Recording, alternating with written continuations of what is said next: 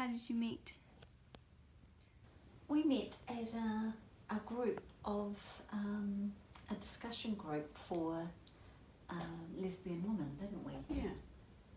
I'd recently come back from Wellington and I didn't really know certainly any gay women in Christchurch and thought this would be a really good opportunity. I rang and spoke to Bronwyn, who was organising, it was a potluck lunch, I think. Mm. Yeah, so we met one Saturday, I think it was. Mm. What stories do you have that straight couples might not have? Well, I think one of the things that really comes to the forefront for me is that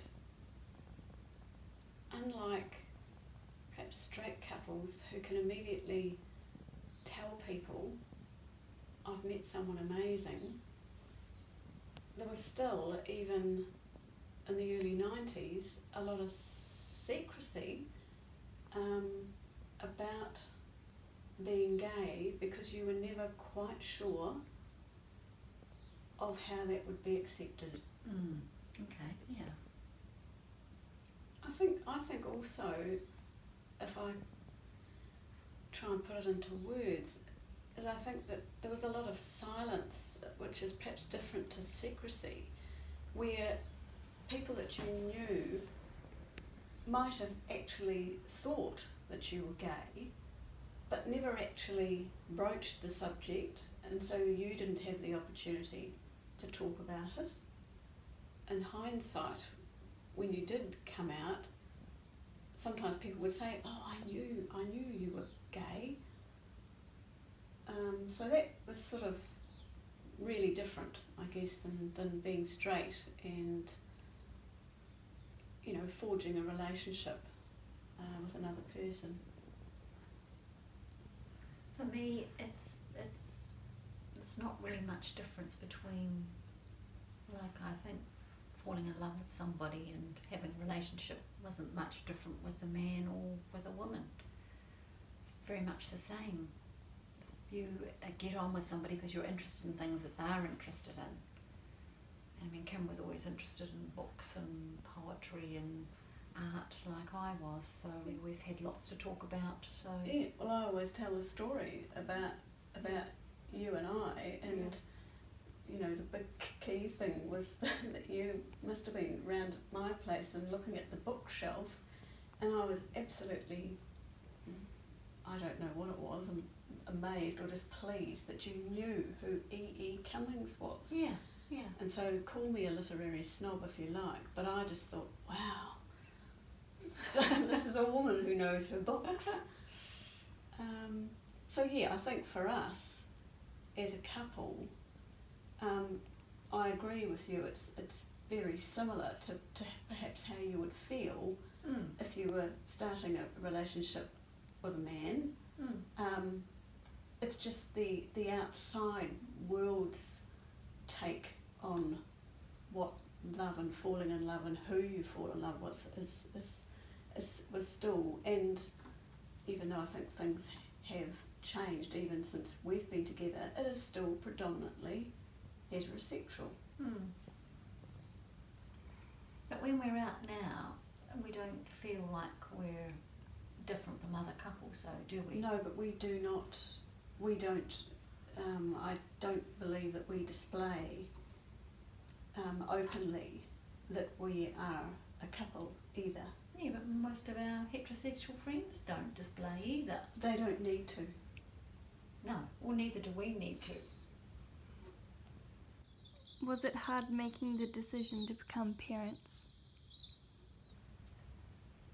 Yes, it was. It was very difficult in those days because most of our friends who were gay and had children had their children when they were in a marriage or, you know. A heterosexual relationship. Yeah, so it was like quite a big deal to decide as two women that we were going to become parents. we did worry quite a lot about the effect it would have on the children to have two mothers and no dad. Although we knew enough, that we'd read enough literature, because there was research around, you know, that actually almost indicated that the children raised by lesbian parents were actually often more well-rounded than those raised in the traditional family. I guess I had some concerns about how, well, particularly my family would respond. I think we were always more out with my family than yours. It was still a lot of but once we made the decision that we were going to, that we didn't have we any had a qualms lot about of support from yes, we did. our friends and from our friends, yes, and we didn't. maybe our sisters, brothers, your brothers, Not so much my parents for a while. nor mine. We were fortunate, as you said, to have good friends around us that were really thrilled and supportive of what we were doing. And we did also have experience with working with families, so you were working with Yes, I was working child health in and child health at the time. with the family partnership stuff, and I was working in schools with families, and we were pretty sure that we could do equally good Parenting. job, if not better than some other parents. Well, that we were on. worked I with. think one of the key things for us as a couple that I think was a bonus is that we were both on the same page around beliefs around parenting, and that we spent a long time talking about those things and, you know, reading up and really talking about what sort of parents we wanted to be. What stories do you have about parenting that straight couples might not have? Once we actually had children, then there was just the assumption that you had either a husband or a male partner. I think you became sort of adept at deciding when and to whom you needed to essentially, you know, either come out to or put straight about your actual, you know, situation. I don't know, what about for you? The stories of going to school and saying, well, I'm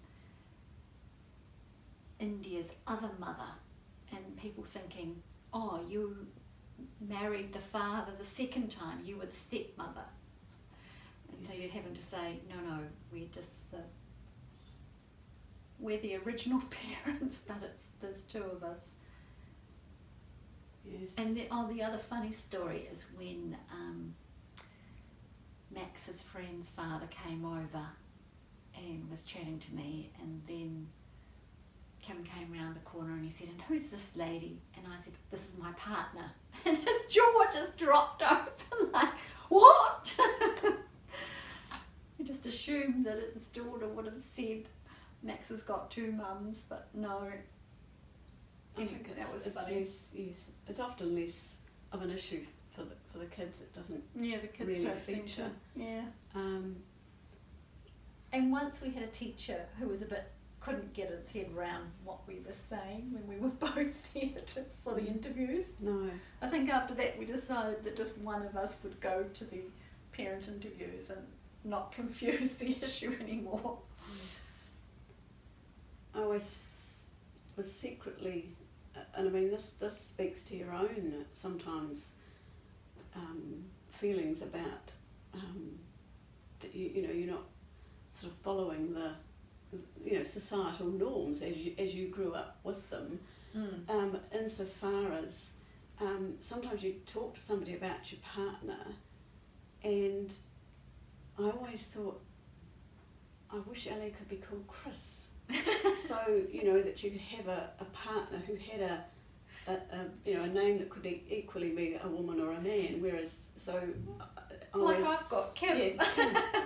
Then I actually did think that, after a while, particularly when Ellie Williams, the All Black, I thought, well, maybe they'll think that, because people just continue to make assumptions, and no matter what you've actually said, they will assume or make up their story based on what they want to either hear or know. So it never really bothered me, and I often think I probably did go out of my way to make it clear to people. Used to drive Ellie crazy when she first had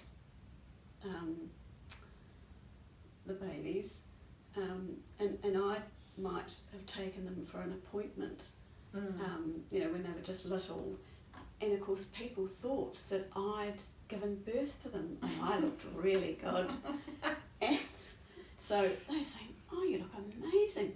So I had to own up and say, well, I didn't actually have them. My partner had them. So then you could see their minds thinking, what? And then they'd figure out that, oh. So, yeah.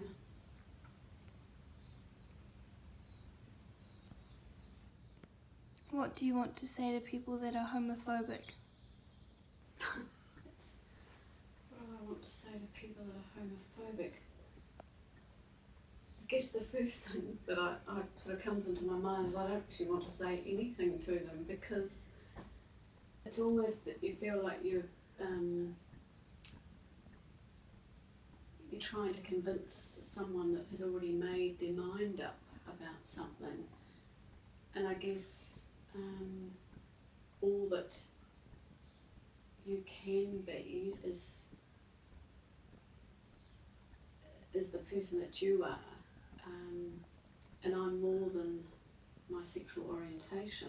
We're not hurting anybody, just to be who we are, and that we should encourage people to be the best they can be, whatever their sexuality.